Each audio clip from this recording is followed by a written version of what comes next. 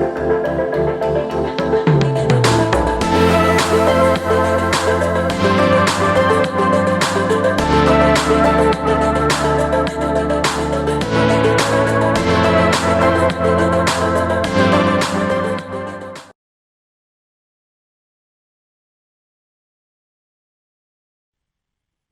this session, I will be showing how to apply test-driven development in a Svelte application having external API interactions with it.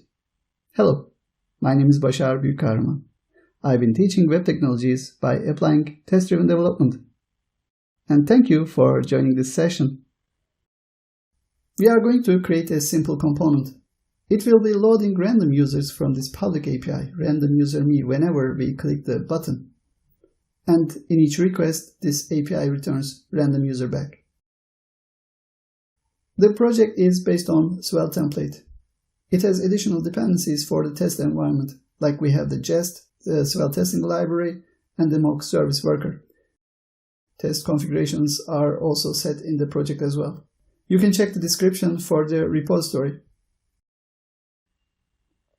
And right here in the browser, the application is running. And right behind me, we have the test console. Let's move it to the front. Now it's time to see TDD in action. I will be doing the implementation in this app Svelte, and for testing this component, adding a new file here, app.spec.js. The test runner is detecting the files having the extension of .test.js or .spec.js, and then runs them. With test-driven development, we start coding by adding the test case for the requirement.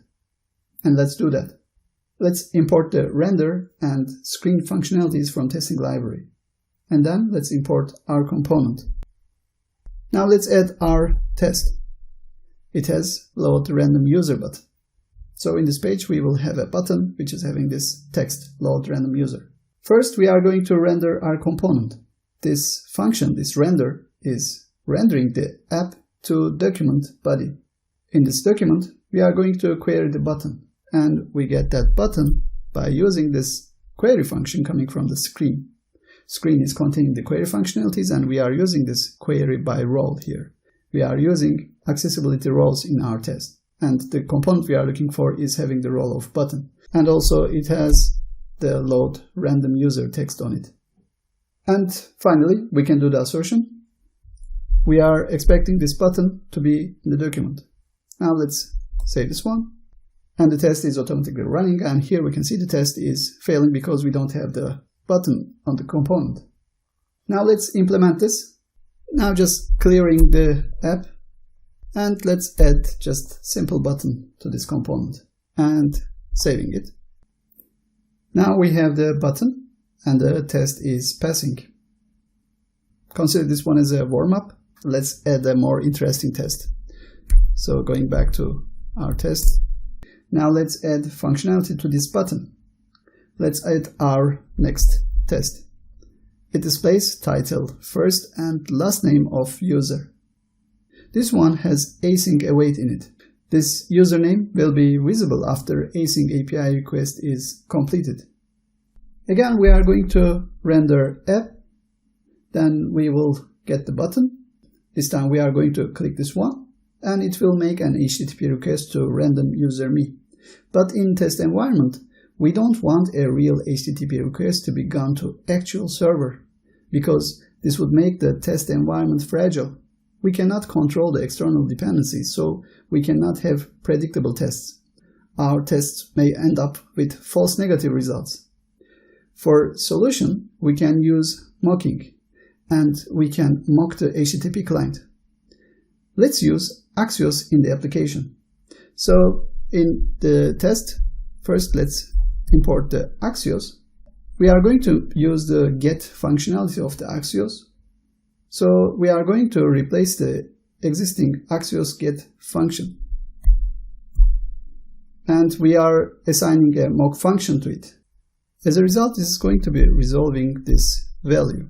This is not the whole random user API response. It is just a part just needed for this case. This result value is exactly what Axios get is returning. it is having this data wrapping the actual API response. Now we mock to Axios. Let's click the button. For that, we are going to use fire event functionality of the testing library. And right here, we are going to click the button by using the fire event. After clicking the button, we are going to look for full username. This is going to be visible after async API call is completed. To await this text to appear, we are going to call await screen find by text. And the text we are looking for is just the merged version of the title, first and the last. And we expect this user full name to be in the document. Now let's save this one. So this is failing. Let's fix it. We will use Axios in this component, and we will have this local state for the user object. And let's have this function load random user for loading the user from backend. We get the user from random user me. Let's call this function onClick for our button. And if we have the user, let's display full username. Let's save this one. The test is passing. Now let's test this on browser. Here clicking the load random user, and here we are seeing this username. And if we click this one more time, we are receiving another user. So we completed the implementation. But instead of Axios, we could have used fetch. It is part of the browser functionality, so we don't need additional dependency in our project to make HTTP call to backend servers. Let's do that. Let's comment out this part. And let's do the same thing with fetch. So we are using fetch here. Then we get the body from fetch response like this. Then we take the user from the body result array. And let's save this one. Now our test is failing, but let's try this one in browser.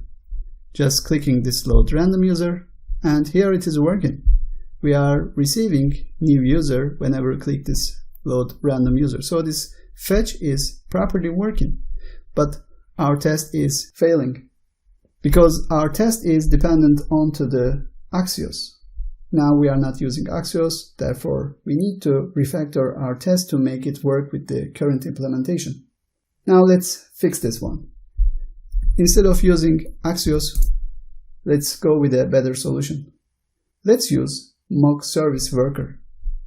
First, let's remove this import and let's get setup server and rest from the mock service worker dependency. And in the test, before rendering the app, let's create server.